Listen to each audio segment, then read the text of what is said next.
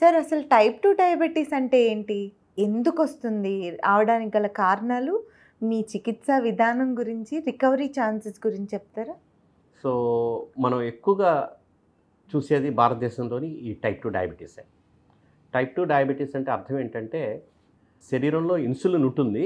Insulin సరిగ్గా పనిచేయదు. దాన్ని ఇన్సులిన్ రెసిస్టెన్స్ అంటారు. అంటే అన్‌వాంటెడ్ ఎక్సెసివ్ ఇన్సులిన్స్ ఉండడం వల్ల ఈ టైప్ 2 డయాబెటీస్ వస్తుంది. ఏ ఏజ్ గ్రూప్ వాళ్ళకి ఎక్కువగా? Any age group. నేను చూసిన యంగెస్ట్ ఈవెన్ 10 ఇయర్స్, 12 ఇయర్స్ కూడా ఉన్నారు. కాకపోతే సాధారణంగా 40 ఏళ్ళు, 50 ఏళ్ళు దాటిన తర్వాత భారతదేశంలో ఎక్కువ మందికి వస్తున్నది. సో, టైప్ 2 డయాబెటీస్ ఒకటి ఎక్సర్సైజ్ లేకపోవడము, too much of refined foods, stress and tensions in life, ఇవన్నీ ఒక కారణాలైతే జెనెటిక్ చాలా important. So both parents diabetes ఉన్నదనుకోండి, డెఫినెట్గా ఏదో ఒక టైంలోని లైఫ్లో డయాబెటీస్ వచ్చేస్తుంది. ఆ తర్వాత వన్ పేరెంట్ డయాబెటిక్ ఉన్నారనుకోండి, ఐదర్ మదర్ ఆర్ ఫాదర్, వాళ్ళకు కూడా 70% ఛాన్స్ ఏదో ఒక స్టేజ్ ఆఫ్ లైఫ్లో వస్తుంది. అసలు రాకూడదు అంటే ఏం చేయాలి అప్పుడు జెనెటికల్గా? రాకూడదు అంటే మనది very strong genetic pool India, భారతదేశం వెరీ స్ట్రాంగ్ జెనెటిక్ పూల్. అప్పుడు ఏం చేయాలి? ఫర్ ఎగ్జాంపుల్, ఒక చౌదరి గారేమో రెడ్లను చేసుకోవాలి, రెడ్డి గారేమో కాపులు చేసుకోవాలి, ఓ బ్రాహ్మడేమో వైశ్యులు చేసుకోవాలి. ఈ క్యాస్ట్ సిస్టమ్ అలాంటిది లేకుండా జీన్ అనేది డైల్యూట్ చేయాలి. ఏం చెప్తారా అని చూస్తున్నా నేను. జీన్ అనేది డైల్యూట్ చేయాలి. డైల్యూట్ చేస్తే మనకి ఈ ప్రాబ్లమ్స్, డిసీజెస్ అట్లా ప్రెసిపిటేట్ అవ్వవు. చేస్తే తప్ప ఛాన్స్ లేదు. ఎందుకంటే ఇప్పుడు for example, best example Europe తీసుకోండి. ఒక బ్రిటిషర్ ఏమో ఫ్రెంచ్ అమ్మాయిని చేసుకుంటాడు, ఒక ఫినిష్ ఏమోను ఒక స్పానిష్ని చేసుకుంటాడు, లేకపోతే జర్మన్ ఏమోను ఒక స్కాటిష్ని చేసుకుంటాడు. ఈ విధంగా ఏంటంటే వాళ్ళకి జీన్స్ని డైల్యూట్ చేసుకున్నారు.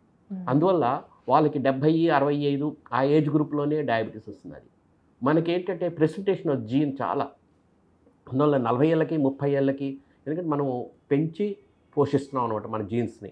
ఆ జీన్స్ ఆ జెనెటిక్ ఎన్విరాన్మెంట్కి, ఆ లోపల ఉన్న ఇంటర్నల్ మిల్యూకి, ఈ బయట ఉన్న external reasons, lack of exercise, two much of refined food, stress, tensions అన్నీ కలిపి మనకి ఈ ప్రాబ్లమ్స్ చాలా ఎర్లీగా వస్తాయి. ఇప్పుడు పేరెంట్స్కి ఉంది, ఖచ్చితంగా వచ్చి తీరాల్సిందేనా? నా పేరెంట్స్కి ఉంది, నాకు రాకూడదు అనుకునే వాళ్ళు తీసుకోవాల్సిన జాగ్రత్తలు ఏమైనా ఉన్నాయా? నేను I tell in a little different వే.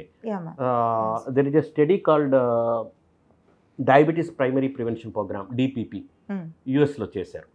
వాళ్ళు ఏం చేశారంటే, ఒక గ్రూప్కి ఏమోను మెట్ఫార్మిన్ అనే ట్యాబ్లెట్ ఇచ్చారు, ఇంకో గ్రూప్కి ఏమోను observed lifestyle changes. Observed lifestyle changes అంటే ఏంటి? డైలీ ఇంటికి ఎవడో వెళ్ళి, నాయన నువ్వు వాకింగ్ వెళ్ళు అని చెప్పడము, షుగరు స్వీటు 100% మానేయడము, ఈ స్మోకింగ్ అనేది మానేయడము, ఇట్లాంటి లైఫ్ స్టైల్ చేంజెస్ పెట్టారు.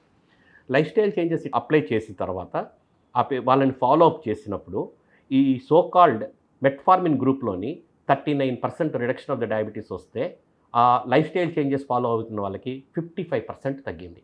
అంటే మాత్రల కన్నా మనకి లైఫ్ స్టైల్ చేంజెస్ చాలా ఇంపార్టెంట్. ఇది చూసి ఇమీడియట్గా ఫినిష్ డయాబెటీస్ ప్రోగ్రామ్ అని చెప్పేసి ఫిన్లాండ్లోని ఒక డిపిపి ప్రోగ్రామ్ ఇలాంటివి చేస్తే almost similar type of data వచ్చింది. Lifestyle changes are superior than metformin. ఇది చూసి మెడ్రాస్లోని మేము we did this similar type of program long back. I'm talking about nearly 15 to 20 years, 25 years before. చేసినప్పుడు మన genes ఎంత స్ట్రాంగ్ అంటే, lifestyle changes ఎప్పుడు వర్కౌట్ అవ్వలే. ఎంత లైఫ్ స్టైల్ చేంజెస్ చేసినా వాళ్ళని ఫాలో అప్ చేసినప్పుడు వాళ్ళకి వస్తున్నాయి. అంటే genes are much more stronger. అది దాన్ని మనం మార్చలేము అనమాట.